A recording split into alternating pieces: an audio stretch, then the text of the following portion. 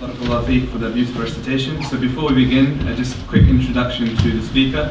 So as many of you know, Ustad Adnan is a very prolific speaker. He attained his BA with honours in history from Birkbeck College at the University of London. He's currently pursuing postgraduate studies in history at the same university. He's an Islamic coin specialist and also a book collector. He's inherited a vast library of historical manuscripts from his ancestors and is himself a deeply interested researcher into Islamic heritage. He's been collecting historical manuscripts from the Indian subcontinent of hadith, tafsir, history and poetry. The Ustad also takes a keen interest in literature and is an occasional poet himself. He has authored a short book, Islam's War on Terror, on the history of Islam, and is currently working on the expanded second edition. So without further ado, I'd like to call Ustad Adnan to the stage.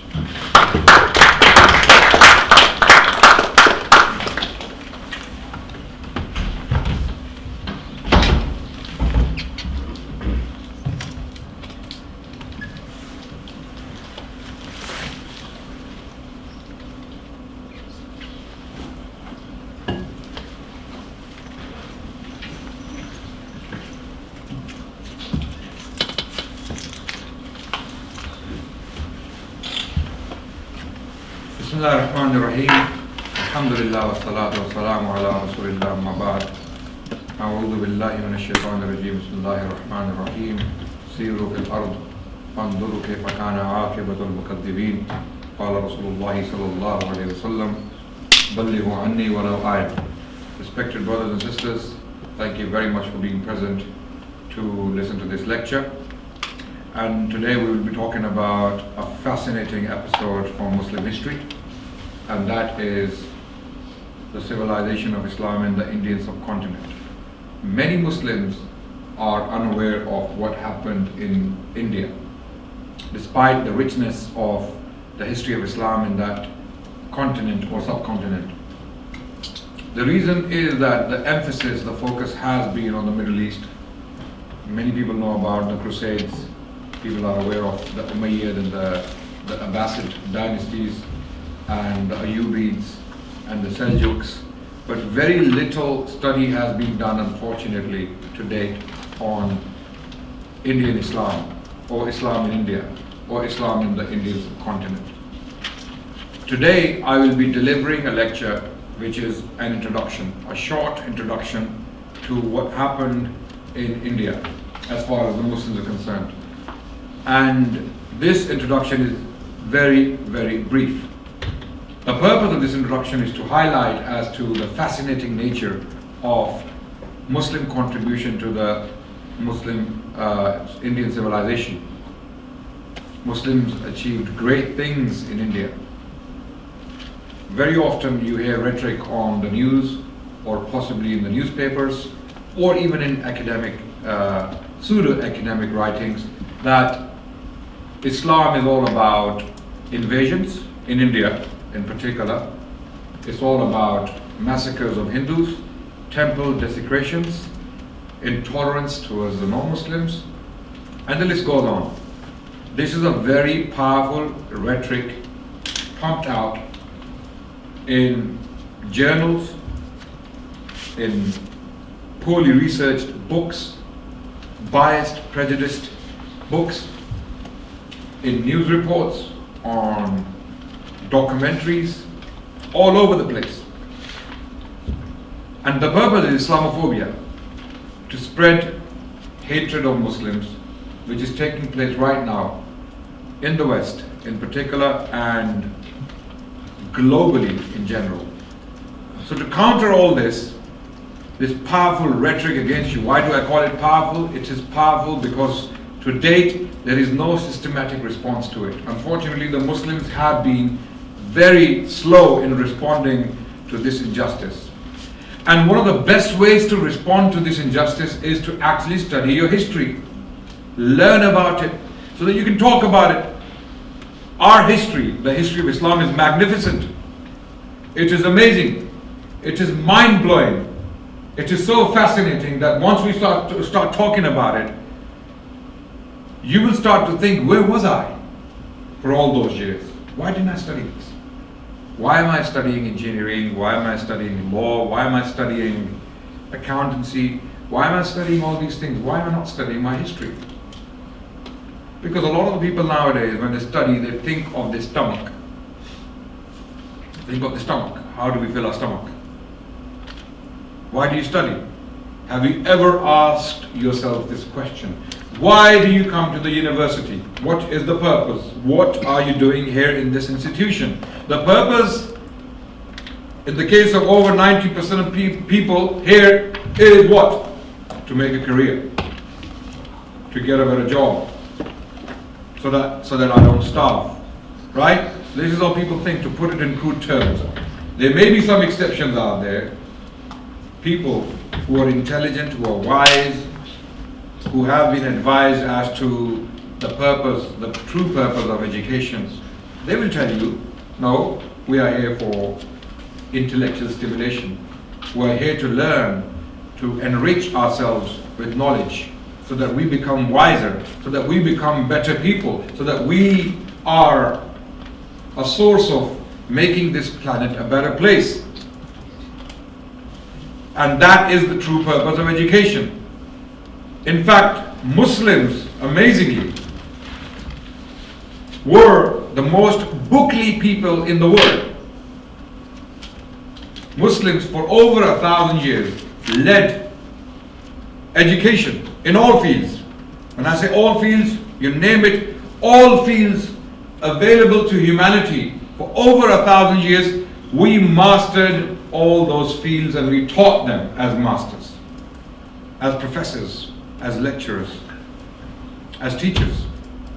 You name it, philosophy, science, whatever primitive form it was known to humanity, in history, any other field you can think of, medicine, optics, surgery, alchemia or chemistry, mathematics. We can go on and on and on and talk about Muslim civilization in Al-Andalus, in the Middle East, in Baghdad, and in other places in North Africa. But today we will be talking about what happened in India. And the purpose is to highlight the magnificence of our history. Of course there are problems in our history. Of course there are unpleasant incidents and events in our history. But are they because of Islam? No. They are because of greed. What we call human weakness. Humans are vulnerable to temptations. They do bad things at different times, at different places. So today, India is the focus, so that we can all learn about what Muslims did in India. And to make the final point of my introduction, the importance of history is paramount. As I said earlier, the Muslims were the most bookly people on the planet. We had the largest libraries in the world. Our libraries were so huge that we still have manuscripts lying around in book markets. They ran into millions of books, handwritten by people. So big this tradition was that even the non-Muslims were inspired to imitate Muslims in book collecting, book writing, becoming scribes, book decorating, book binding, you name it. It was all about books. Book markets in medieval Islam were the busiest places. Today, when you go to the Muslim world, what are the busiest places? What are they? Fish market. No. No. There's another market, right? What are the busiest places in the Muslim lands? Malls, where you have designer stores, right? Louis Vuitton, Gucci.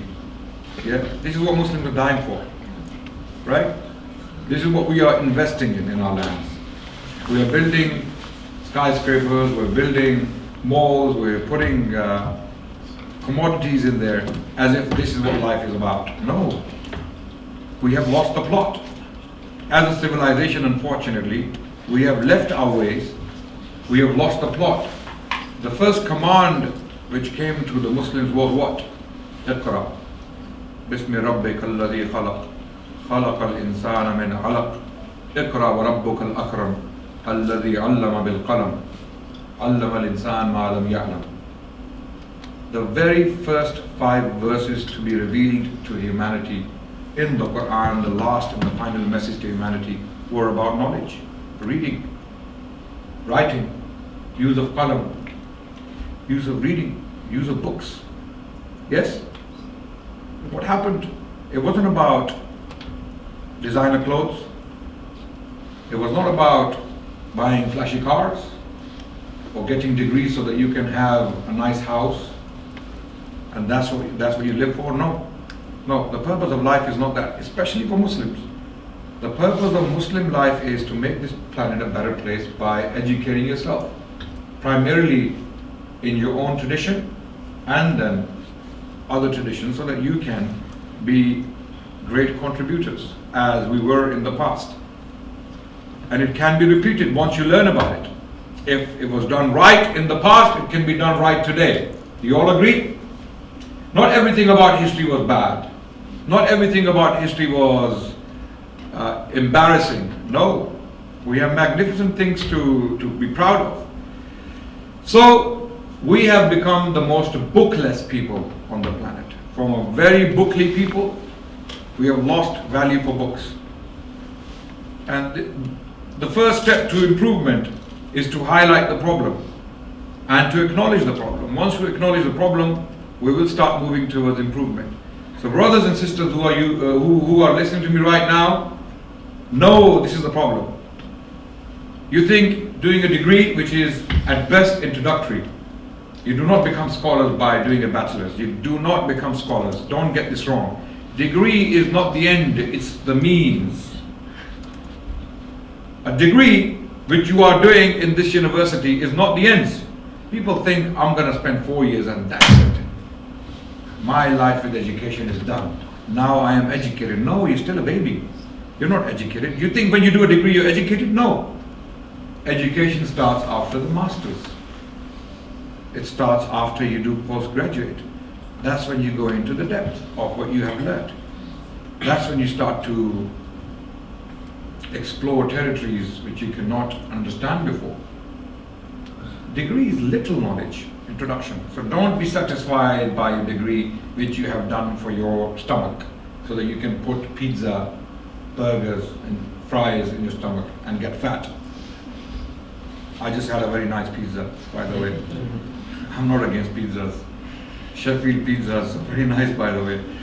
Okay? It is about feeding your brain, not your stomachs. Education is for feeding your brain, your mind. So, having had my emotional rant, as usual in the beginning, we're going to get on to the topic. India. What happened in India? Firstly, the first emergence of Islam in India happened through traders. We are told Yemeni traders who inhabited the west coast of India, and some of their descendants are still living there. In fact, the dress code is very similar as well, and the language is very close to the Arabic language, although it has changed throughout time. But the Yemeni traders were the first people to have emerged on the Indian scene. Then came the armies of Hajjaj bin Yusuf, led by a man called Muhammad bin Qasim. What was the reason? Historians have debated a number of in a number of ways. Some historians believe the Islamic traditional view, or the Islamic historical traditional view, that a ship carrying Muslim women and men and children was attacked by some pirates near the territory today called Sindh in Pakistan, and these prisoners were carried into that territory, and Hajjaj bin Yusuf heard about it, who was the governor of Iraq at the time, who was a very tyrannical, oppressive man who was responsible for killing thousands of Muslims. He was informed about this particular incident, and he asked the king of the region, who was called Raja Dahir, Okay, the king died, and the king refused. He said, I cannot help you in any way. And as a result, Hajjaj bin Yusuf sent in an army of 5,000 men, led by Muhammad bin Qasim al-Thaqafi. He was from Banu Thaqif, so was Hajjaj bin Yusuf, and cut the long story short, he came, he campaigned for 2 years, he took a large territory, he fought a battle against the king himself, Raja Dahir, and the king was killed in battle. The king was a Hindu king, Brahmin, and a large portion of the population at the time was Buddhist. The Buddhists were actually ousted by the Brahmins through wars, killings, persecution, everything put together.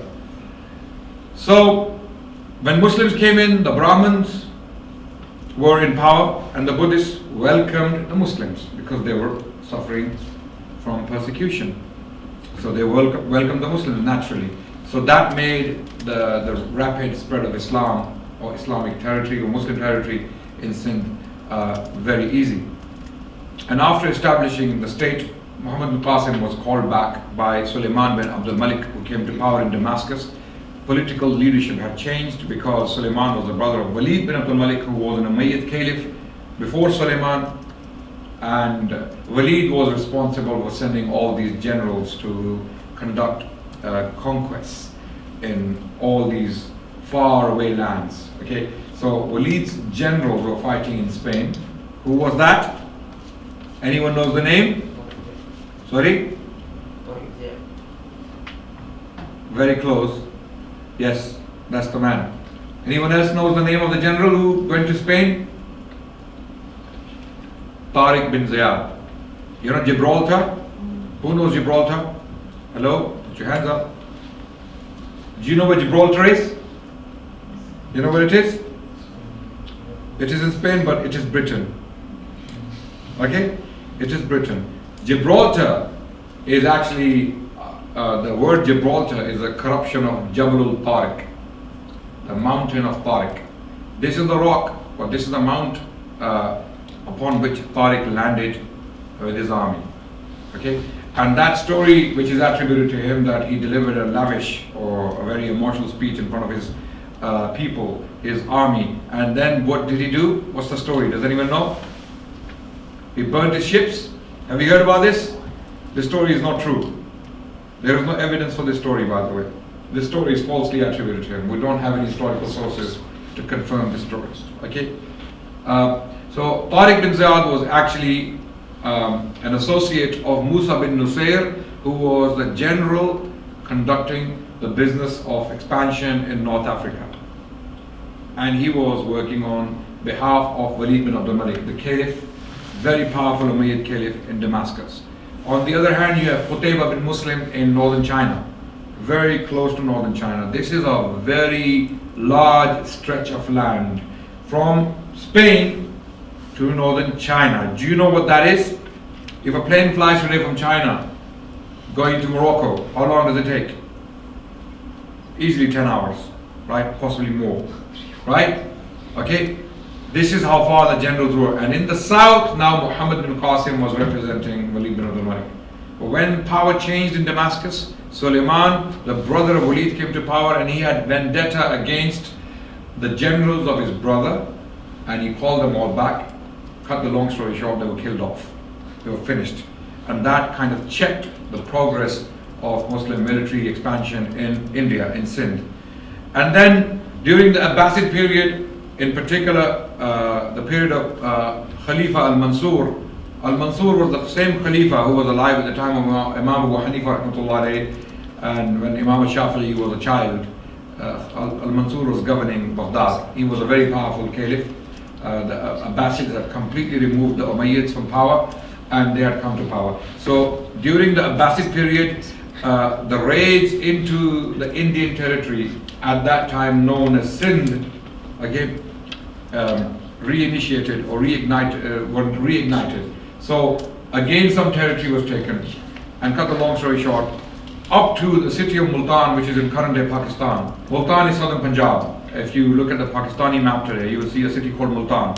Up to Multan, the Muslim armies reached, and they established some sub-states, and the Arabs were governing these states. The coins, when you find them, they have Arabic on them. So this was a very Arabized state, okay, in Sindh, right? Jizya was applied, people were given freedom to practice their religion. At times there were wars, there were battles, so Muslims governed tactfully. They bought alliances, they bribed alliances, they fought alliances, they did all these things, what is necessary for politics, which any other king or group would do.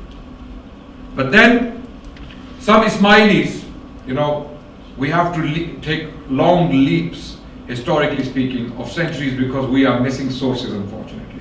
One of the earliest sources we have on the first expedition into Hind or Sindh.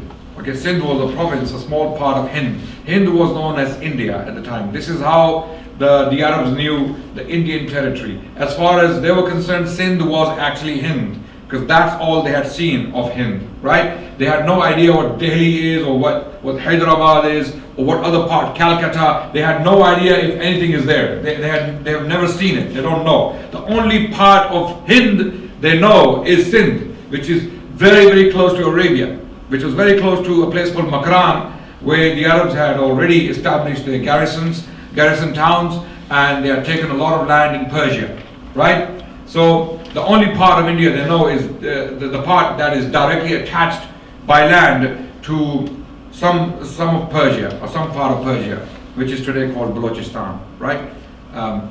Or Sajistan earlier.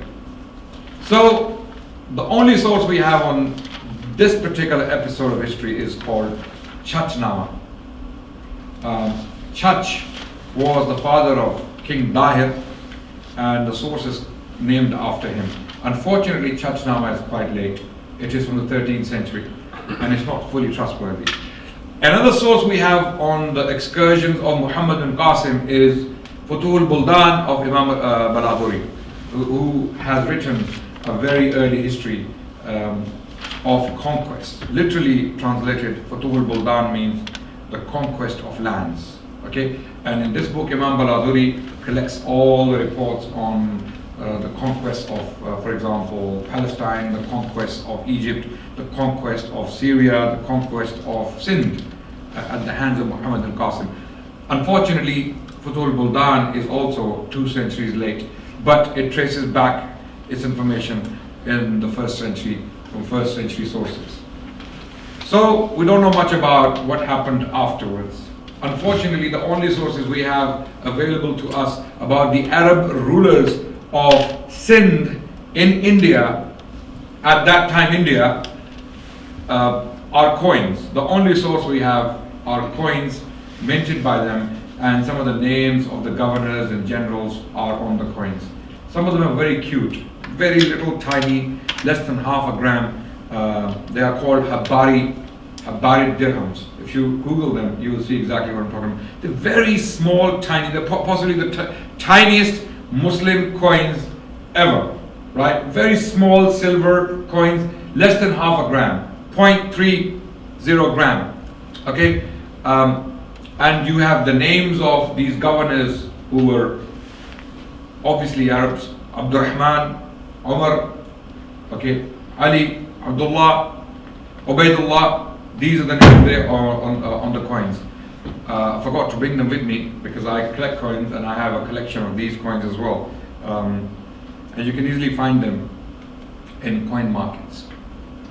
So for the next 3 centuries, we don't have any sources, unfortunately. Cut the long story short, what happened after the decline of the Arab power in Sindh? Some of the Ismailis, who were also known as Karamita, they had gained a lot of power in the Middle East. Egypt was occupied by the Fatimids. Fatimids were, they claimed to be the descendants of Fatima radiallahu anha. They also called themselves the Alawites, okay, the children of Ali, and they claimed direct descent from the children of the Prophet sallallahu alaihi wasallam. And on those bases, they had established this government, which was Shia in origin, but they followed an esoteric version of Shiaism, which was Bataniya. In the Arabic language, you call it Bataniya. Okay, they had hidden meanings. They read hidden meanings into the Quran. They believe that Quran has hidden meanings, and only the best and the elitist of the Muslims, which were the Ahlul Bayt or the children of Ali, only they could read those meanings into the Quran. And they were a very dangerous group of people. They were also called Nazaris, and they were a menace for a very long time for a number of political leaders, and they assassinated a number of political leaders, including crusaders, even as late as the Crusades. Sultan Salahuddin Ayyubi, his own life was threatened. There was an attempt made on his life by one of the Nazaris who tried to kill him. Okay, so Nazaris were a menace for every single political power that governed the region. They had established a stronghold in Multan, in Sindh at that time, because they found weakness. Some of the du'at were sent from Yemen because the Fatimids had become very strong in Yemen also. And what you see in Yemen today nowadays, the Houthis and other groups who attribute themselves to the Shia school of thought, they are possibly the remnants of these influences that were there. So from Yemen, du'at were sent into Sindh to preach the doctrine of the Fatimids, the Ismailis or the Nazaris, and they became very strongly established. And Nazaris had made a mission in their lives to dismantle the Abbasid Caliphate. The biggest purpose of activity was to dismantle the Abbasid Caliphate of Baghdad. That was point number one on the manifesto. You know manifesto? Something you want to do or something you do, right? Like the Christchurch killer, he had a manifesto and he published it before he committed his barbaric atrocity. So Nazaris were a very dangerous people. They were possibly the first terrorists in human history. They terrorized people by using very unpleasant, unconventional tactics to kill, assassinate people, right? If they had got their hands on bombs at that time, they would have caused a lot more damage to Muslims and other people. Okay, so they were also known as Paramita.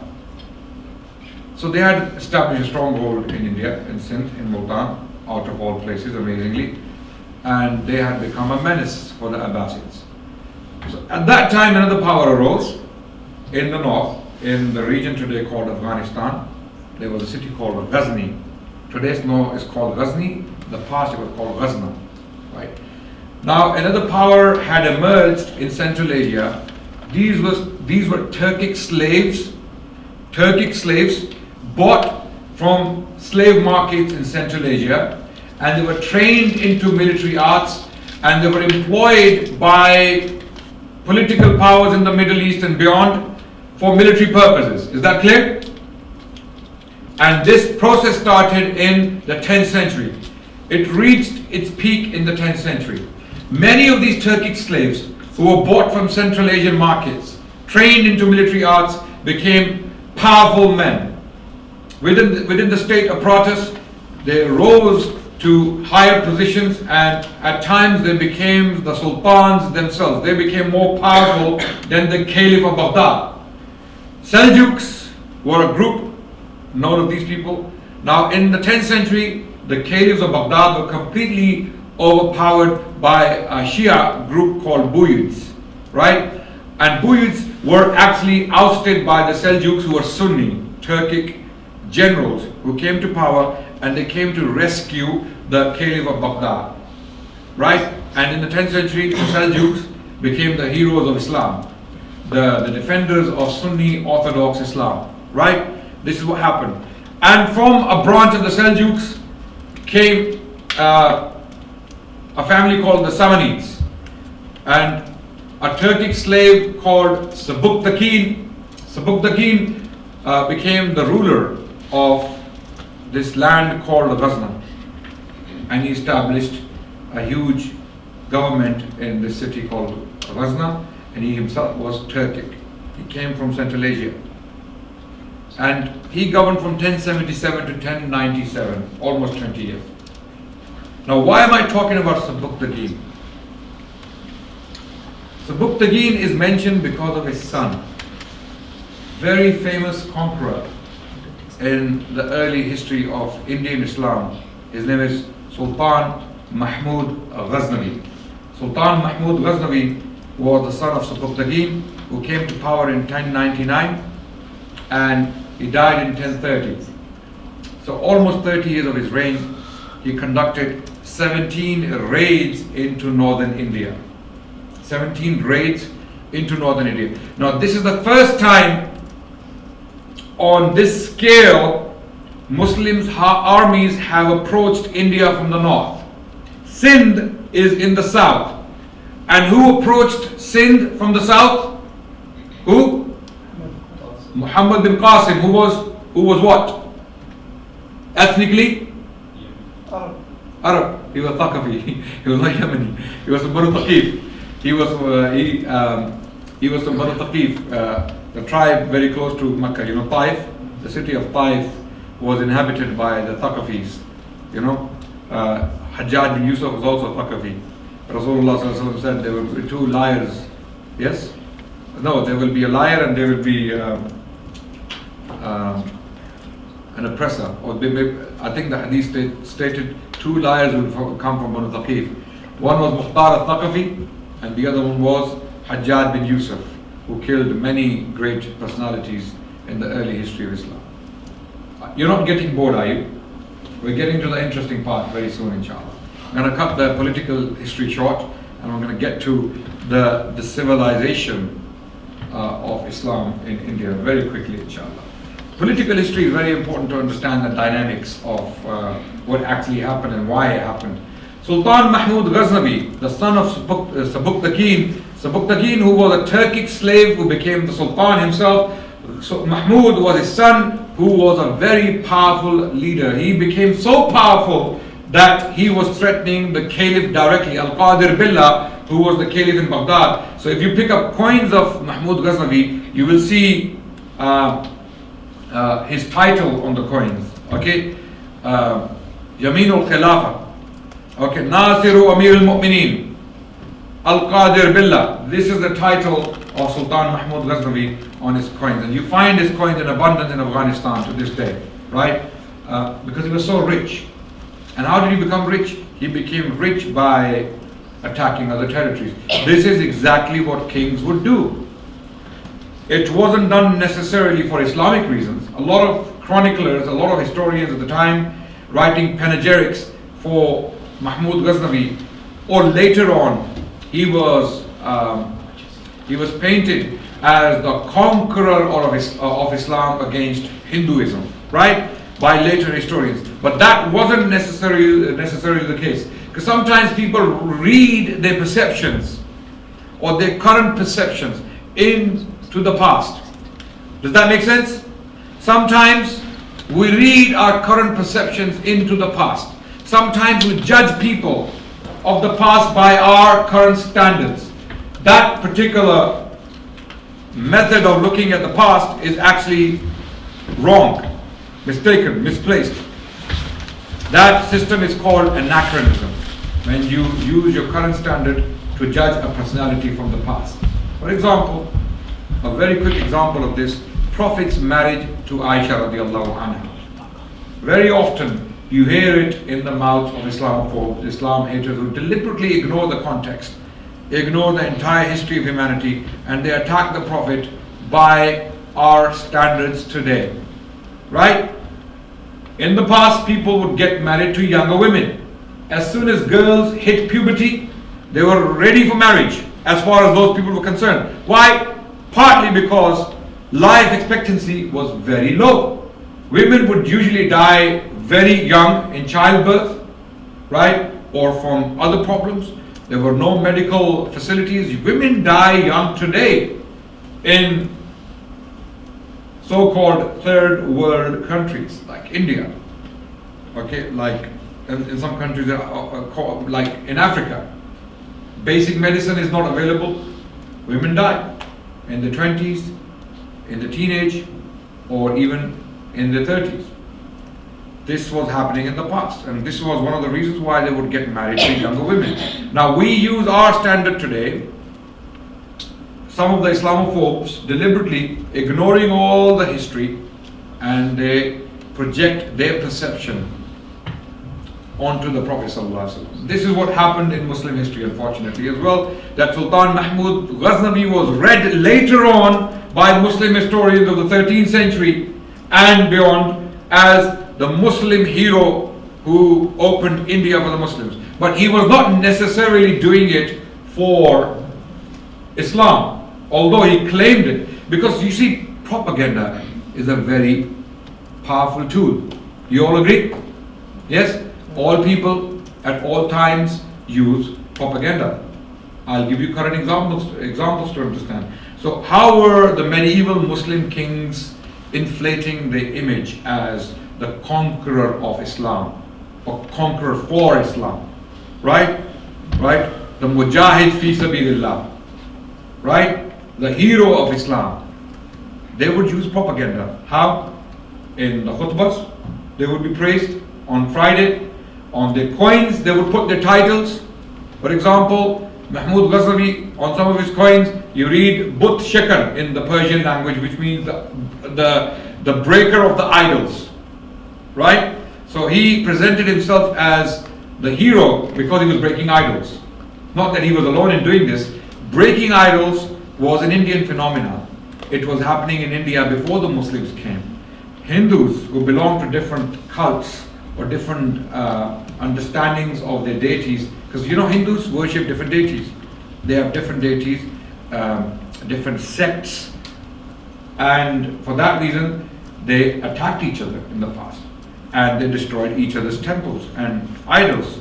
So when a lot of these Islamophobes or Islam haters nowadays talk about Muslim history in India, they point to one phenomenon, and that phenomenon is temple desecrations. Temple desecrations was actually not an invention of Islam and Muslims. It was not. To the contrary, we have evidence that Muslims left those temples alone that had no political significance as such at the time. Because temples in India were symbols of power. The power of the king in the state was directly linked to the deity in the temple. And this is exactly what was the case with the Greek mythology. You see, if you watch this movie, Troy, Brad Pitt, I like to watch these historic movies, yeah?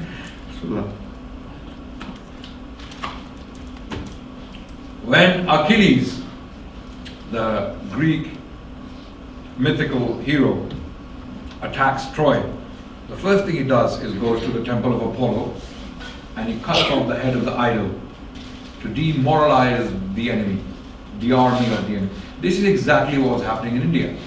In India, Hindu kings would invade other territories, Hindu territories, and these Hindus would be worshipping a different deity, and one Hindu king would raid another Hindu territory, and the first thing that Hindu king would do is to go to the temple, destroy the deity, burn the temple down, and that would demoralize the entire army of the enemy, because now the god is dead.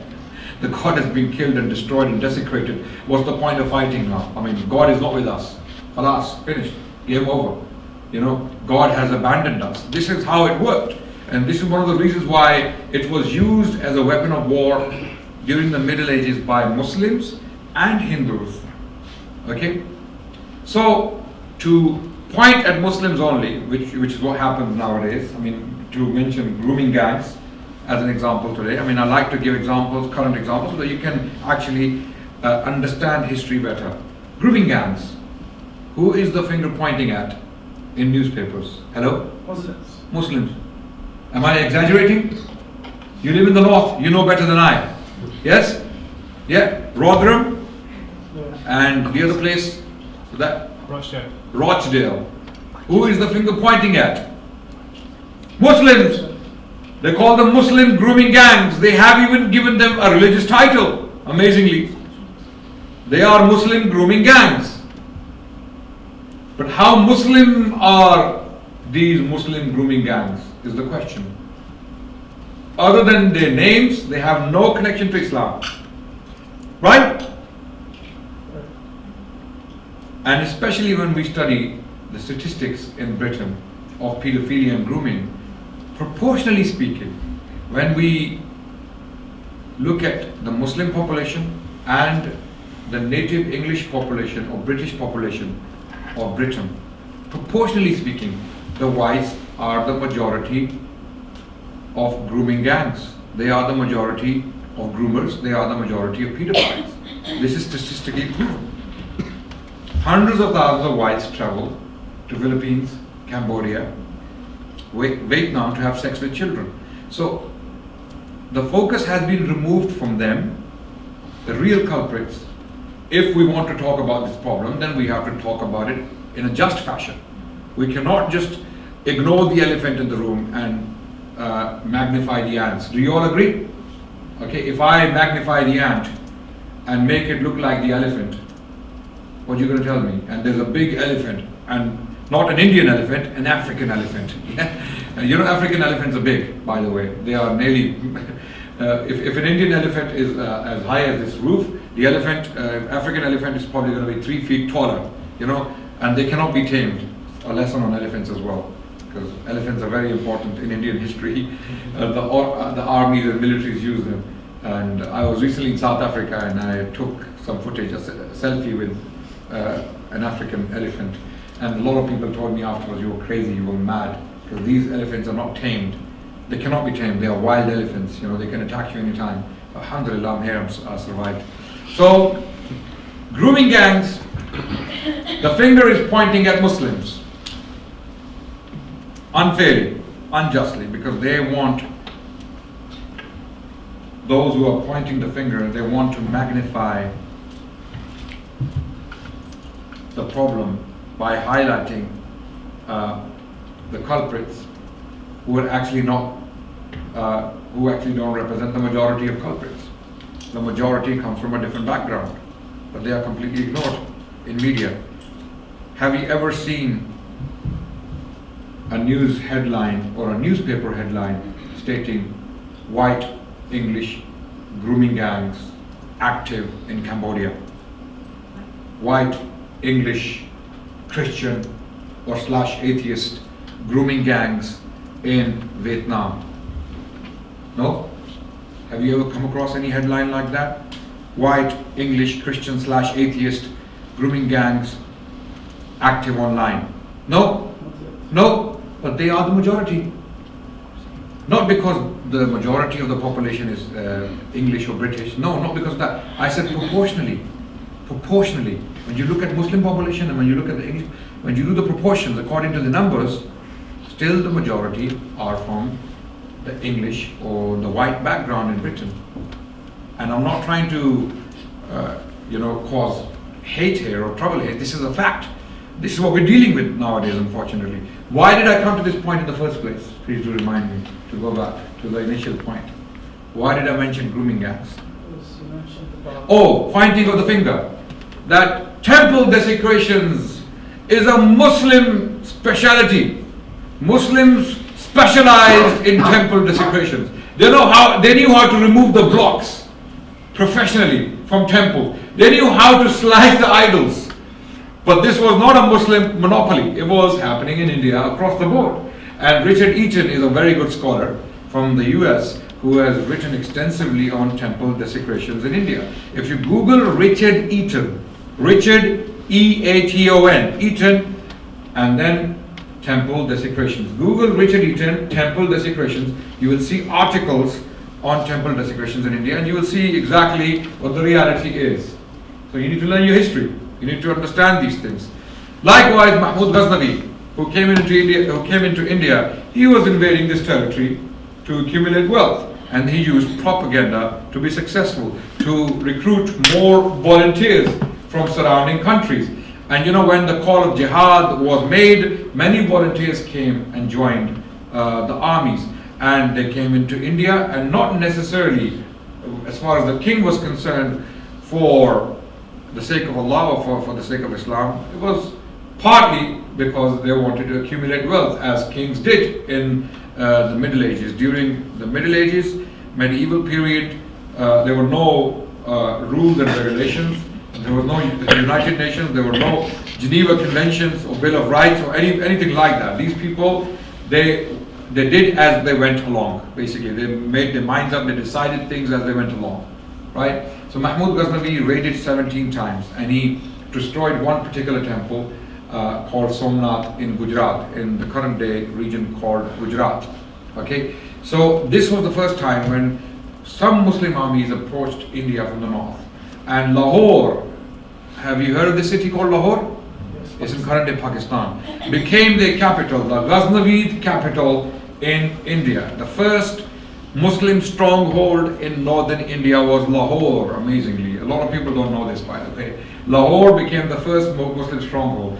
Again, gradually the Ghaznavid power declined, and after the Ghaznavid, another power arose in the 12th century called the Ghurids, okay, led by a man called Mu'izzuddin Muhammad bin Sam Shahabuddin Ghori, okay, and he was called Ghori because he came from a region in Afghanistan called Ghor, okay, and Afghanis have a long history when we talk about India and India and Afghanistan. Most invasions from the north came through Afghanistan, and they came from Khyber Pass, which is in current Pakistan, by the way, right? So these armies came, they defeated some Hindu kings in the north, in particular a king called Prithviraj Chauhan. He was defeated in a battle, the Battle of Tarain, and the Muslim power was established in the north, in the city of Delhi. Now the slave kings came to power, literally called slave kings. Okay, this is when the real power play started as far as the Muslims are concerned in India, when the Muslims became real political players in the political or the military landscape of India. When did this happen? If you want to take one date, I would say 1200. Easy to remember. What date? 1200. Easy to remember. Why 1200? Because this is the time when the rise of the Muslim power in northern India actually took a significant form. And this started with, again, Ghori, Shahabuddin Ghori, who had a number of Turkic slaves under him serving as generals. So again, remember the tradition of buying slaves from Central Asia and training them in military arts for them to become expert soldiers, fighters, generals, tacticians, all these things, right? So these Turkic slaves who were very good at fighting wars, especially when we look at the medieval warfare, they brought a lot of expertise with them. So he had a huge number of slaves bought from Turkic regions, Central Asia, okay? Current day Uzbekistan, Tajikistan, Kyrgyzstan, and what other stans are there? Sorry? Uzbekistan, Tajikistan, Kyrgyzstan, Kazakhstan. Turkmenistan, Kazakhstan, yes, absolutely. All these stans, right? They were at the time known as Mawara Nahar. Mawara Nahar actually means land beyond the river, literally in the Arabic language. Which river? River Oxus. Okay, that separates Afghanistan from Central Asia. Also known as Transaxonia, the region of Transaxonia, right? So these Turkic slaves were bought from these markets in this region, and they were trained in military arts. They became so powerful within the military apparatus that they became sultans. So when Mu'izzuddin, Shahabuddin, Muhammad bin Sam Ghori was killed by an assassin in his tent. Is there anyone from Pakistan here? I don't think so. What part of Pakistan are you from? Okay, a bit far. You? My parents from Azad. Azad Kashmir is big. It's a big territory. There's a place called Gujar Khan in Pakistan. Not many people. If you are from there, you would know what I'm talking about. This is where Shahabuddin Ghori was killed in his tent in 1206.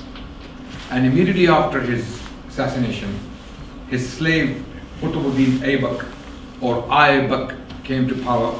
The name is very Turkic. He was Turkic. And I can imagine if you saw him, he would look like a Central Asian, have you seen Mongols? Yeah? They have long eyes, flat faces, very distinct features. They look like that. These sultans who were Muslims, they look like that. So he was a Turkic slave. Qutbuddin Aybak was sultan and he governed for 4 years. In 1210, he was playing polo in Lahore and he died having fallen from his horse, and he was buried in Lahore. His tomb is there in Lahore. After him came to power a very important figure, Sultan Iltutmish, Shamsuddin Iltutmish, again a very Turkish name, right? He came to power and he governed for another 26 years, from 1210 to 1236. He came to power, 26 years, and it was in his reign when the Mongols started to kill Muslims. When the Mongol invasions started, Genghis Khan and his army started to invade Muslim territory from the northeast, okay, from the Mongol territory, Mongolia, current day Mongolia. So Genghis Khan came out to avenge the murders of some Mongol merchants who were killed in the territory of Khwarizm Shah. Khwarizm Shah was the king of a very huge territory consisting of parts of Central Asia, Persia and the Middle East up to Iraq. He was a very huge king who had become so huge that he had killed all the other kings in these territories. Now, because only he remained as the king, no other kings remained, he could fight the Mongols alone. But he couldn't fight the Mongols alone. That was the problem. When the Mongols came in, he was on the run. And when he eventually got killed or died, the Mongols had taken all that territory. Now what happened? India, the Indian Islam, what happened as far as the Muslim civilization in India is concerned is directly linked to Mongol invasions, amazingly.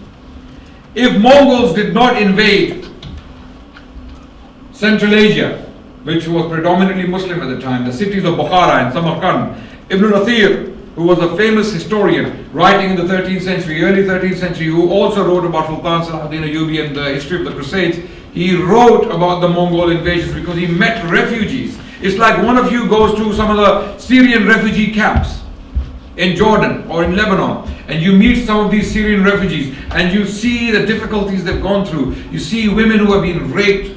You see children who have been, they have bullet wounds. You see things like that, disturbing things like that. Okay? And then you write about it. Your hands will shake, right? Telling the story. This is what Ibn Athir writes, that my hands do not have the strength to write what I have witnessed in the refugees who have come from Samarkand and Bukhara. And Ibn Athir was writing in Mosul at the time. So Mongol invasions were a catastrophe of a huge scale in Muslim history. And this is what I tell Islamophobes, Islam haters. Islamophobia is a big problem on my mind. Okay? And this is the biggest problem we are facing in Britain. The Muslims of Britain, this is the biggest threat you are facing today. Islamophobia. Okay? And this is why I keep mentioning it. This is why I tell Islamophobes that no matter how hard you try to spread hate against Muslims, we have survived Mongol invasions. We survived Mongol invasions. And you don't know what that is. Once you study the Mongol invasions, you will know exactly what that means. And we will survive this. We will also survive this. Your hate, your lies, your peddling of misrepresentation of our faith is not going to work. It's going to fail. It is going to fail, and we will survive, we will last. This is the promise of Allah to us. And when the Mongol invasions happened, Muslim scholars are saying, this is it. This is Malhama, this is Ya'juj and Ma'juj. It's finished. We are finished. But what happened? These same Mongols, they became the defenders of Islam. They became the defenders of Islam. So from the same people came who? The Ottomans. The Ottomans. It happened in the 13th century. Genghis Khan came in 1219 and he died in 1227, having killed almost 10 million Muslims from East Turkestan up to Syria. And then an army of Mamluks, Saifuddin Qutuz, defeated the Mongols for the first time on that scale. and their advance was checked. Amazingly, the Mamelukes, the Turkic slaves who were trained in military arts, have this honor to claim in the history. Both cases where Mongol invasions were stopped and checked, they were stopped by the Mamluks, by slaves bought by Muslim sultans, Muslim kings, trained in military arts. They were the ones who defended and protected the Muslim civilization from destruction, from imminent destruction. Where? One case is Egypt, where again the Mamluks, the slave kings were governing. Saifuddin Qutuz was a Mamluk, and Baybars after him. And the second case is India, where Sultan Iltutmish, who was governing when the Mongol invasions happened. And after these invasions, you remember when I mentioned that Indian civilization, Indian Islam, owes its existence to Mongol invasion. Sometimes when you see something, some destruction, you see destruction. But Allah has another plan. God has another plan. And you cannot see that plan unfold because you don't live long enough to see that plan. You see what's happening in Syria, what's happening in Burma, for example, with Rohingya Muslims, or what's happening to Christchurch, for example. What happened in Christchurch? A hater, a racist bigot walked into a masjid due to Islamophobia, peddled by a number of pseudo-intellectuals in Britain, in America, in Australia, because he cited all of them, by the way, in his manifesto. He told us who the inspirations are. So I'm not making things up. Am I making things up? Has anyone had the privilege of reading his manifesto? Anyone? You haven't had the privilege? May Allah not give you that privilege. Right? In that manifesto, he actually quotes people. He mentions his inspirations. And there is a direct link between what he did and Islamophobia. So you see Islamophobia, you see hate. This is why I said we will survive this. We will survive this. Why? Because it has another side. After he killed 50 Muslims, do you know how many people have come to Islam in New Zealand and Australia? Any idea? Any idea? He wasn't thinking that, was he? When he went into the mosque, massacred 50 Muslims, he didn't think that his actions will bring thousands of people to Islam. And that's what happened. That's what happened. I have a friend in New Zealand as we speak today. He said people are coming to mosques in drives. Not only the Christchurch mosque, they are going to mosques all over New Zealand. All the New Zealanders, is that how you call them? Kiwis? Right? All the Kiwis are making their way to mosques. And even in Australia, they're going to mosques to ask questions. Because they sympathize with Muslims. So the more you attack us, the more you will, cause us to grow. We become stronger. The Mongol invasions made Muslims stronger, and this is the point I want to make now. So Mongols were thinking we have destroyed Islam, but they actually made Islam stronger than it was. Where? In India. All the intellectuals, all the philosophers, all the poets, all the theologians, all the historians from Central Asia, all the artists, all the experts in architecture, the cream of the crop from Central Asia, and it's a huge region, from places like Samarkand and Bukhara, from the Farghana Valley, and from Afghanistan. They migrated. They left their region because of Mongol invasions, that destruction. And where did they go? India. They took refuge under the protection of these powerful sultans in India. My God, I've been talking for an hour now. Okay, so we're gonna stop very soon and take questions take questions. So I'm going to now summarize very quickly, get to the conclusion. They came to India, and in India, all of these scholars And all of these architects and intellectuals brought their knowledge and their expertise with them. That's why India became such a power that a menace like Mongols could not shake it. For over a century, Muslim sultans from different dynasties governing North India were protecting India against the Mongol invasions.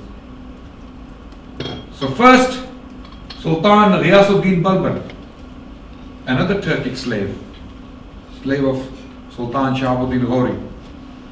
After Iltutmish, 1236 he died, his daughter Radhiya Sultana came to power. You know, Radhiya Sultana is a very famous figure in the Indian history and Indians know about her. She only governed for 4 years and she was the first Muslim woman ruler of India. She governed 4 years and she governed effectively. In fact, Sultan Iltutmish preferred her over his sons. He used to say, I wish you were a man, that you could become the Sultan after me, because she had all the qualities of the Sultan. But the Turkic governing system these slave sultans had established in India at the time was a very male-dominated system. So these Turkic leaders, chiefs, did not accept her as the ruler. So she was eventually deposed, and then other sons of Iltutmish came to power. They were weaklings, and then came to power Ghiyasuddin Balban, a very powerful Turkic slave general, again trained in military arts, and he created a huge empire in India, so strong that the Mongols could not break through. He built fortresses in the way of the Mongols. Now, when Indian context is discussed, in India, do you know how much Islamophobia there is in India? Do you know anything about it? What way? In a way that Muslims are attacked on a daily basis. The mosques are attacked, Muslims are attacked for slaughtering cows. In the rural areas, Muslims cannot practice their faith. This, in some cases, have to hide their identity. Recently, a case happened where a Hindu mob walked into a Muslim home and they beat up women, children, men, elderly, everyone. It was on video. It was national news in India.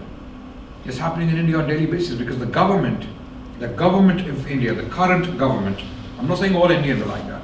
There are amazing, beautiful people in India, like there are in Britain, like there are in New Zealand, like there are in the US. They don't agree with the government policy. Because the governments, in some cases, or in these cases I mentioned, are complacent or maybe complicit. You know, they are complicits in this. They are probably part of the problem. They are not taking action against haters. So in India, a lot of Muslims are being persecuted. There's a lot of Islamophobia in India. And it is because, why did I mention Indian Islamophobia? What was I talking about before that? Tax in India. Sorry? Tax in India. You're talking about tax. Tax. Our tax. A tax in India. Yeah, but before I mentioned that, what was I talking about? Just before that. What point of history was I at? Sorry? Razia Sultan. Right. Balban. I mentioned Balban. Okay. He became a very powerful son. Nevertheless, I don't know why I mentioned. Okay. But I'm sure there was a point which has completely. You were talking about how the Mongol attacks made Muslims stronger. And then I was talking about Balban. Oh yes. Now I remember. Thank you. Why Muslims are being persecuted in India is because, again, history is being distorted. It is being read selectively, and it is being misconstrued deliberately. It is being taken out of context in India. Pseudo-intellectuals appear on TV programs and they spread hate against Muslims. They tell us that we are not Mughals, we are not Turks, we are Hindus, we are Indians. So the Muslims are actually representatives of Mughals and Turks. They're not Indians. This is the point, okay? But one thing Muslims don't know about India is that if the Muslim sultans did not stand in the way of the Mongols, do you know what would happen to India? Do you have any idea what the Mongols would do in India? The Indians cannot imagine it. To understand what I'm talking about, just read what they did to land between China and Syria in those 50 years. You know what they did in Baghdad in 1258, the Mongols? In Baghdad, they killed the entire population. They left out the Shias, they left out the Christians, they completely slaughtered the entire population of the Sunnis of Baghdad. So, very quickly, I'm going to have to stop recording as well because my phone is giving me warnings. Okay? So, the Mongols were stopped by the Muslim sultans. Muslim sultans stopped the Mongols, and if the Delhi sultans did not stand, the sultans were slaves initially and they became kings, sultans. In this case, Ghiyasuddin Balban. Ghiyasuddin Balban governed from 1266 to 1286, 20 years.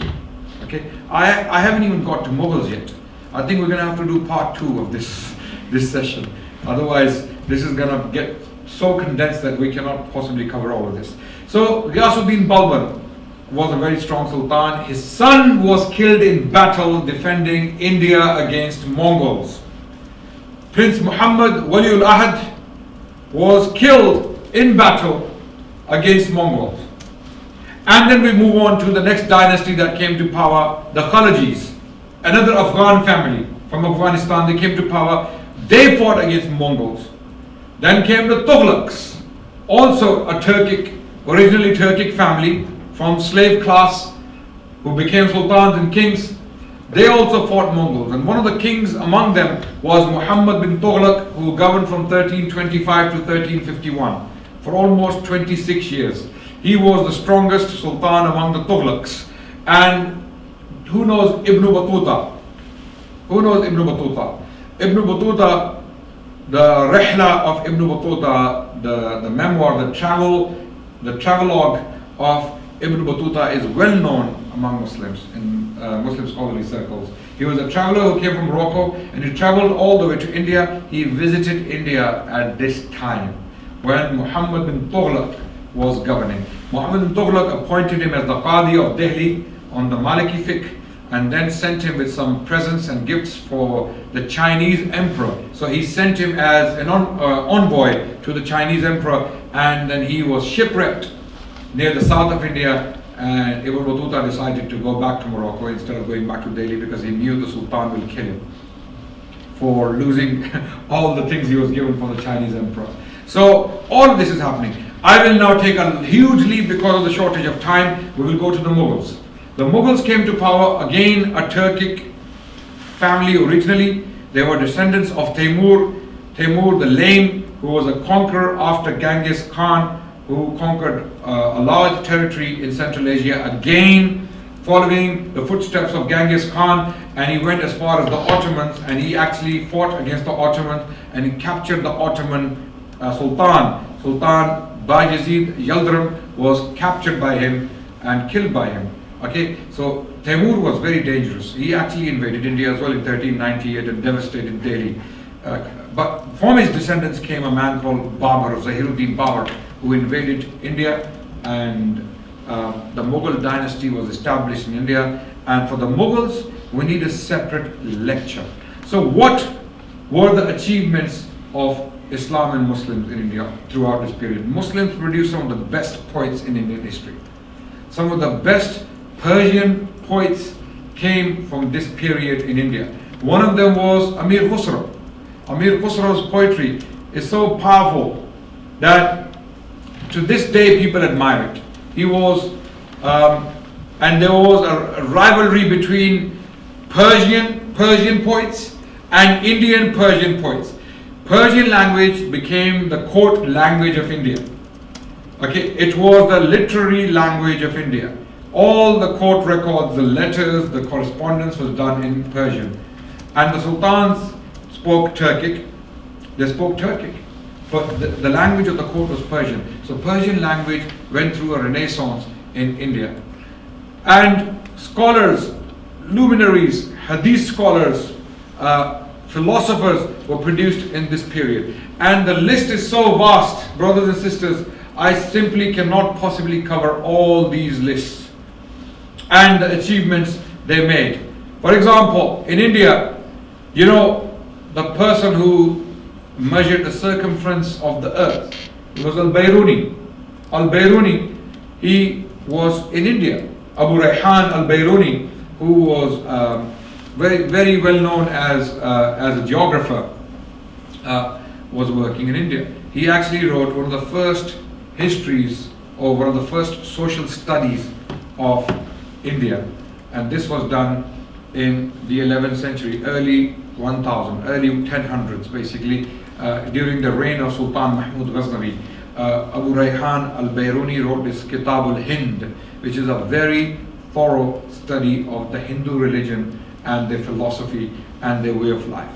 A very impressive treatment of what the Hindus were about at that time. And this is how Muslims worked at the time. You know, if you want to live with the people, you have to study them.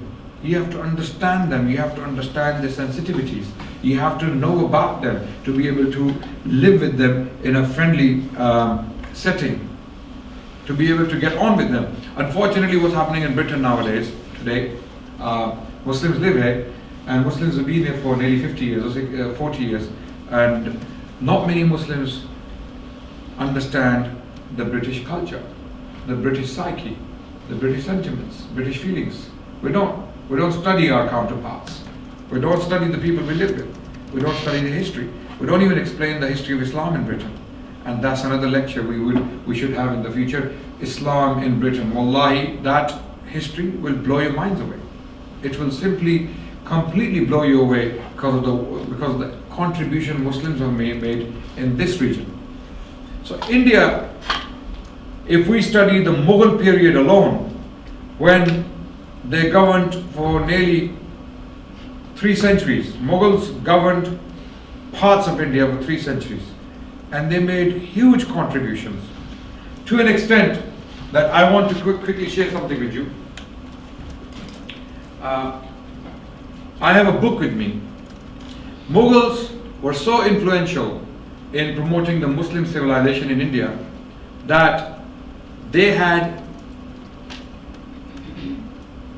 Islamified or Persianified, how can I put it? Or Persian. Sorry? Persianized, yes. They had Persianized the native people of the land. Even the Hindus had become Persianized. I will give you an example. I will show you an example of this, a living example in front of me very quickly. This is an original manuscript from my book collection. It is a handwritten book from the Mughal period, penned during the reign of Aurangzeb Alamgir. Okay, Aurangzeb Alamgir, and this is for the people who will be looking at it later.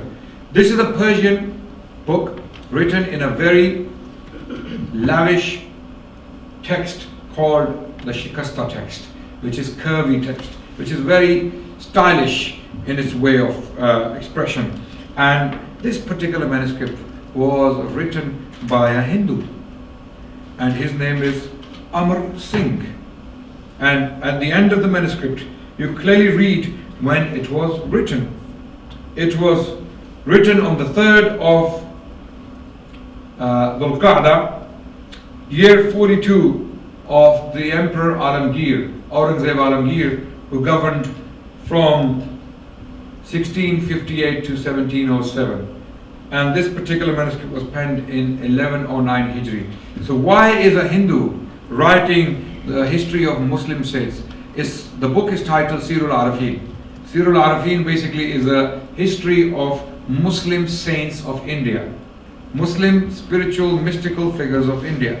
So why is a Hindu writing the history of Muslim saints of India in the Persian language in this script called the Shikasta text, and he is paying a lavish tribute to the emperor? And this particular manuscript was penned in Lahore, the city of Lahore. Okay, this is to show you that the the Mughal Empire, the Mughal civilization was so influential and so powerful that even the Hindus had become Persianized or Islamified. Okay? When you read this book from the beginning, when you look at the first page, it clearly states on the top, a Hindu scribe writing Bismillahir Rahmanir Rahim. Okay? A Hindu scribe who has written this very manuscript is writing Bismillahir Rahmanir Rahim. Okay? In which language? Persian. The whole book. The whole book is in Persian. In Arabic. In Arabic, Rasmul Khat. The alphabets are Arabic. So what happened to Hindus in India? What happened to them? They knew the Sanskrit, but they had become so influenced by the Muslim civilization that they had become Islamified. They were using Islamic language. In many cases, many Hindus came to Islam because of the beauty of Islamic culture and Islamic tradition in India at the time during the Mughals. I cannot paint all the Mughals as the same because they were different. Different kings did different things at different times in different places, right? But generally speaking, the Mughals had a very positive impact on the Indians. You know, I can talk about the Taj Mahal, I can talk about the Red Fort, I can talk about the Mughal monuments and the buildings and the art on tombs and the calligraphy and illumination of buildings and all that. I can talk about that. But the real achievement of the Mughals in India was their tolerance towards the masses. The coexistence of the Muslims and the Hindus and the others under the Mughal rule. The Mughals provided that justice, that stability of state. It wasn't perfect. It was never perfect because those times were chaotic. Wars, rebellions caused problems. But if you look at the norm, people lived in enough peace to be able to write books like that and pen Qur'ans in the thousands. This is a Quran again from the Mughal period, handwritten, possibly from the same period of Aurangzeb Alamgir or his father Shah Jahan. Thousands of them were penned at this point, in this period. So a lot of these things, when we look at them, and I recommend strongly a book written by a scholar called Audrey Trushk. She has written a book titled The Culture of Encounters, Sanskrit at the Mughal court, or in the Mughal court. A culture, or the culture of encounters, Sanskrit at the Mughal court. And another book she has written, which is a short book on one of the emperors in whose reign this particular manuscript was penned, Aurangzeb Alamgir, who was the most Islamic Mughal king. Islamic, he was the most Islam observant king in the Mughal history, and he was the man responsible for building the Badshahi Mosque in Lahore, which was the largest mosque in the world until other mosques were made later on, right? And he was also responsible for compiling Al-Fatawa Al-Alamgiriya, also known as Al-Fatawa Al-Hindiya, okay? The largest collection of Hanafi jurisprudential opinions in one compendium. It is Al-Fatawa Al-Hindiya, compiled by the orders of Aurangzeb Alamgir. So a lot of contributions can be talked about. If we talk about poets, the list is so vast. If we talk about Urdu language, for example, later on we had Ghalib, an Urdu poet. We had Mir. Okay? Even today, if you look at the Indian language in India, spoken by the Hindus, it is heavily influenced by Muslim vocabulary, Muslim dress code, Muslim culture for that matter. This cannot be taken away from India. So the Muslim civilization in India achieved hugely positive things for the Indians and India. If we were to look at the books, and if we were to look at the literary works produced by Muslims throughout the 8th century of rule, or even 7th century of rule, 7 centuries of rule, we cannot possibly cover all these aspects of Muslim civilization in a short lecture of 1 hour. No, we need a lecture series on every single aspect. For example, Muslim poetry in India, Muslim theology in India, Muslim philosophy in India, Muslim science in India, Muslim military tactics or military skills in India, Muslim contribution to Indian architecture, Muslim contribution to the intellectual development of Indian intellectuals, Muslim contribution to the freedom movement against the British East India Company and later on the British Empire. Wallahi, the list is so long that we cannot possibly. Muslim freedom fighters, kings like Tipu Sultan.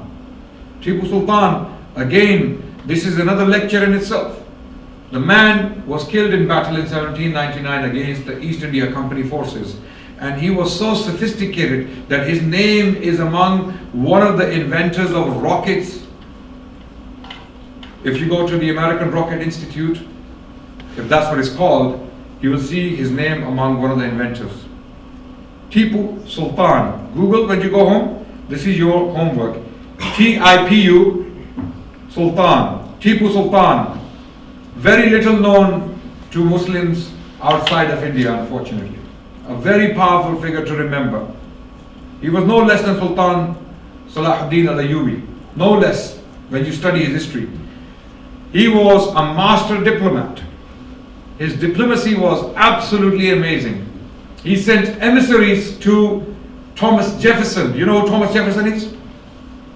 The author of the Declaration of Independence, 1776. He sent emissaries to the Turkish Sultan. He sent emissaries to the French king, Louis XVI, and then after that to Napoleon Bonaparte. Why? Because he wanted to liberate India from the British East India Company. Because the British East India Company was bleeding India dry. Who says so? Not Tipu Sultan, not I, the British officers working within the East India Company themselves. There is a book written at that time. It was published in 1772, and the book was titled The British Transactions in Bengal. The British Transactions in Bengal. It was published by William Bolts, B-O-L-T-S, William Bolts. He exposed the business of the East India Company in 3 provinces of India which were occupied by the British East India Company. The British went to India as traders during the Mughal period. They came when the Mughals were at their peak, the peak of their power. The Mughals were the most powerful political entity in the world, starting from an emperor called Jalaluddin Muhammad Akbar, then his son Jahangir, Nuruddin Jahangir, then his son Shahabuddin Shah Jahan, the builder of Taj Mahal, and then his son Aurangzeb Alamgir. These 4 kings, they witnessed or they saw or they facilitated the peak of the Indian empire in the world. During the reign, nearly 50 years reign of Aurangzeb Alamgir, from 1658 to 1707, India was the richest country in the world. It has been never so rich, before and after. And Aurangzeb Alamgir is the most maligned Muslim king in Indian history because of his Islam. But he made India a formidable power. Never before India witnessed so much power. 24% of global GDP, 24% of global GDP was in India during the reign of Aurangzeb Alamgir. This is how powerful India was. He was the richest man in the world. And yet, he would sleep on a mat. He memorized the Quran after he became the emperor. When he was over 40 years old, he would write the Quran in his own hand, and he would deliver justice personally for his subjects. When he would hear one of his sons or one of his cousins or one of his relatives is abusing power, he would personally get involved. And he would have immense made. So Aurangzeb Alamgir was that. But then after his death in 1707, within 50 years of his death, the Mughals went downhill immediately. The succeeding emperors were a bunch of weaklings. They were busy in debauchery. They were having fun. They harems. They're singing and dancing. They're smoking of shisha or hookah or all of that. This is what they were busy in. Okay, and then political power was lost. In 1757, the British fought a war against the Mughals and defeated them. And then they woke up to the potential of India. They realized that they can possibly own India. In their wildest dreams, these merchants working for a company, a trade company called the British East India Company, they could never imagine that they will one day become the masters of India, the richest country in the world. What Britain is today is one of the richest countries in the world, right? A huge proportion of the British wealth or the gold reserves of the Bank of England, a huge part of it comes from India. I tell you that without hesitation. Okay, if you don't believe me, read the book of Shashi Tharoor titled The Dark Empire. The Dark Empire. Okay, Shashi Tharoor. So the British came to power in 1757, and slowly and gradually, by plotting, by planning, which anyone would do, we can't blame them for that. Okay, British East India Company wanted to get its hands on power and own India, which they successfully did. They could not claim, however, ownership of India until this man called Tipu Sultan was killed in 1799. Why he was killed? Who was he? What are his achievements? Please either listen to my lecture on him on YouTube, the biography of Tipu Sultan, or read a book on him called The Tiger of Mysore by Kate Brittleback. Kate Brittleback. And Tipu Sultan was the last giant standing in India. Until Tipu Sultan was alive, the British could never claim racial or cultural or religious or political superiority over the native Indians. It was only in the 1820s, after Tipu Sultan was killed and the Muslim political power was removed completely from the Indian landscape, then the British could claim racial superiority. Then racism could be seen in the government policies. It could be seen how communications were done between the British officials. I recommend two books strongly to understand this point, by a British author. His name is William Dalrymple. William Dalrymple has written two books on this very topic. To understand what I'm talking about, read White Mughals. White Mughals by William Dalrymple, and The Last Mughal by the same author. And you will get the end of the Muslim empire or Muslim civilization in the Indian subcontinent. And what remains of the Muslim civilization in the Indian subcontinent, politically speaking, is Pakistan. Pakistan is a nuclear power, and Pakistan is, in political rivalry against India. Unfortunately, we don't want to see this. Pakistani leaders and leadership has made it amply clear that they do not want war with India. They don't want hostilities with India. Rather, they want a relationship of friendship. They want friendliness or friendship with India, not hostility and war. And the story continues. The story continues. Thank you so much for listening. Wassalamu alaikum wa rahmatullah. Do apologize for the long lecture. We will do a short Q&A, and if it needs to be long, then we will prolong it until the battery of my phone dies.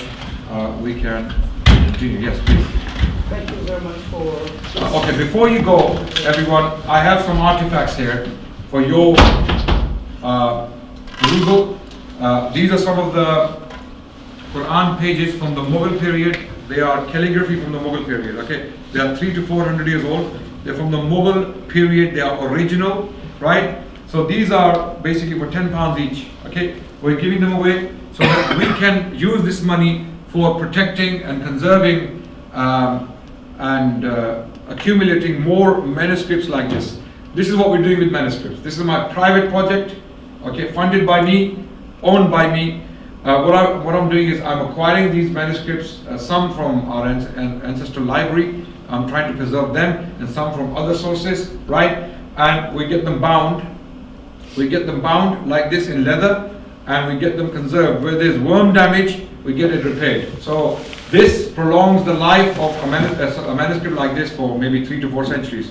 Again, okay, and they will survive hopefully. Likewise, this Quran, if you saw it when we acquired it, you wouldn't believe it is the same Quran. So this is the project we're spending the money on. And I have some Mughal coins from the Mughal period, right? So you can look at those. And even this Quran, Quran, if anyone is interested in it, let me know, inshallah ta'ala. We will use these funds in this project to conserve, to protect Muslim heritage, inshallah, in the form of manuscripts and numismatics. Thank you. Continue, please. Assalamu alaikum. Thank you very much for your informative lecture. I have some questions, maybe some parts of history, I don't know, I haven't shared that, or speaking about them. You know that the first Europeans who reached to India were the Portuguese. So they came and they colonized the western side of Goa. Yeah. Yes. So I want to know why didn't the Sultans fight them and put them out from that coast? They spent like around maybe 100 years in the Indian Ocean. That's question number one. Let me answer that question very quickly. Okay. Portuguese were a maritime power. They were very, very strong in sea activity. They were expert seamen. They were involved in piracy. They were gangsters of the sea. And because they were experts of that science, you see, some fields they cannot be mastered by money and gold and silver. They are mastered by experience. The Portuguese had huge experience in maritime activity. So they took full advantage of it and they occupied these coastal cities of India. And they were effectively insignificant for the Mughals. Mughals didn't care about those cities, and that's why they left the Portuguese in their little circles, like the city of Goa today, right? Later on, the British fought them and reduced the territory even more. You know, there were Dutch in India. They tried their luck, and the British fought them away. The French were there. There were French colonies in India, right? And they were driven away by the British. So the Muslims did not fight them because they were, they had strong naval experience, and the Mughals never put enough emphasis on building. You're saying the English shrink them? Yes, eventually. It were the English who shrunk the Portuguese territory, not the Mughals. The Mughals didn't really care about them. Actually, the Muslims kicked them out from there. From the whole Indian Ocean, who kicked them out? The Omanis. The Omanis, okay. Now that's the history I'm not aware of. Yeah. That's the history I'm not aware of. So the Omanis were fighting the Portuguese, yes, okay. I'm not aware of that history, so I wouldn't be able to talk about it. And they took over all their right. Ottomans fought the Portuguese, and in 1571 there was a huge battle, the Battle of Lepanto, which the Ottomans lost. Sultan Suleiman the Magnificent, or Suleiman Kanuni, he fought this battle against the joint naval fleets of Europe. You know, they were French, they were Spanish, they were Portuguese. All of them joined hands against the Ottomans, and the Ottomans lost, and they recovered. Although the value of that battle was highly exaggerated by European historians at the time, but it was not as significant because the Ottomans recovered soon after, right? So the Mughals were not a naval power. They were not a naval power. In fact, even for Hajj journeys, they depended on the Portuguese. Yes, that's the problem. Anyone, can you come back to your question? Okay. Yeah, if anyone, yes, please, go ahead. We'll take turns, inshallah. Okay. Yes. I just wanted to ask about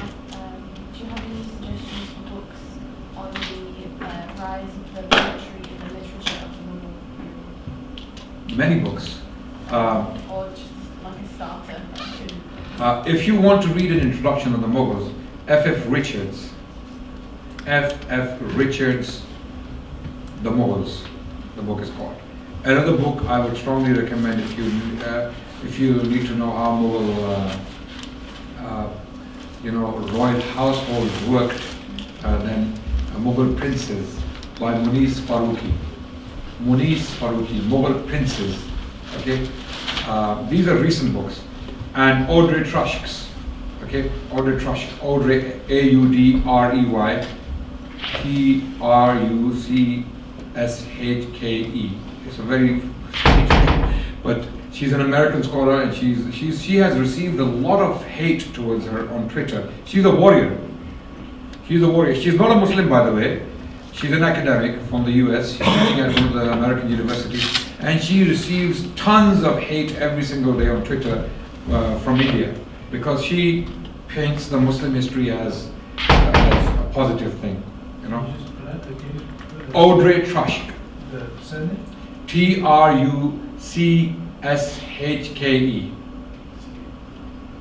Trushk. Yeah. She's on Twitter as well, by the way. You go and check her Twitter and you'll see what she goes through every day. She recently lectured in India and she was heckled by the crowd. And then there was another side which was protecting her, defending her. So India is going through a very, Revisionist. Yeah, revisionist. I mean, there are two groups in India now. Though the BJP, the extreme right-wing, extremist Hindutva side, and the other side is the secular, educated, enlightened side as well. Yes. Anyone? Yes, please. Yes, the second question is about manuscripts. Yes. Also, I'm interested in manuscripts, so I want to know what is the oldest manuscript you have found, or if it is in your hand, if it is like kept in some of the private libraries.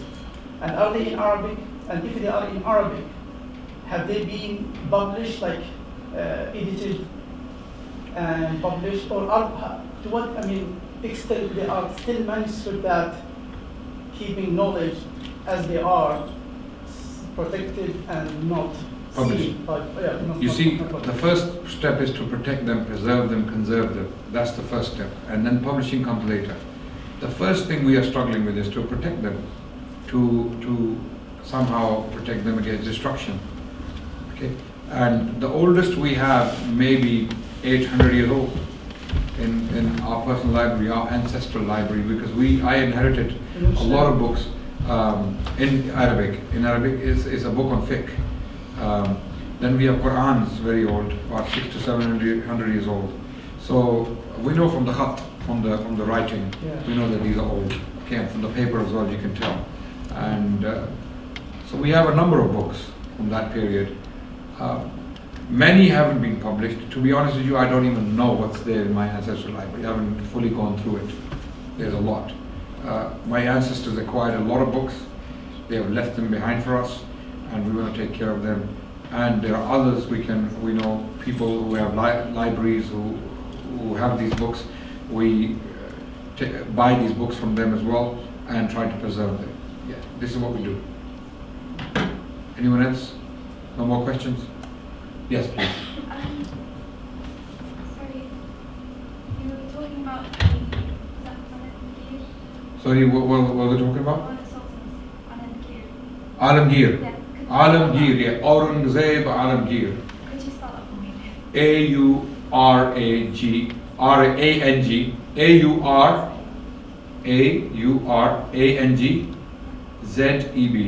Aurangzeb Alamgir is his second name. Alamgir. Google him and you will see who he is. Yes. Okay. Anyone else? Yes. Just I'm confused. You mentioned some dates, so I'm not sure which system is that. Is it the Islamic? No, I mentioned common era dates. I mentioned the common era, the Gregorian calendar dates. Yeah, I didn't mention the Islamic dates. Because unfortunately, most students here wouldn't be able to appreciate the Islamic dates because we are not Islamically trained, unfortunately. This is the problem we are facing. Because yeah, we need like. We need a revival of Islamic Yeah. dates. Yes, we need Because I it. mean, we are speaking Yes. specifically about Islamic Yes. history, Yes, and whatever you have mentioned was not recorded ever yes, in the English books, never.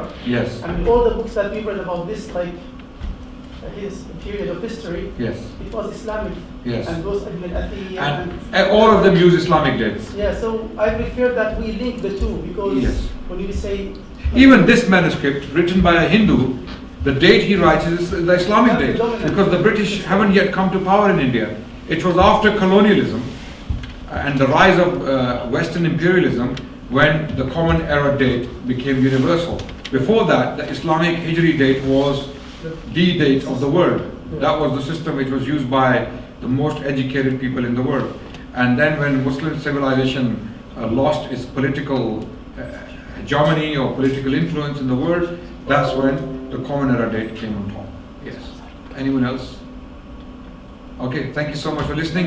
Wassalamu alaikum wa rahmatullahi wa barakatuh. So if anyone is interested in coins or these pages, do let me know, inshallah. I would like to smell the old books. Okay, okay.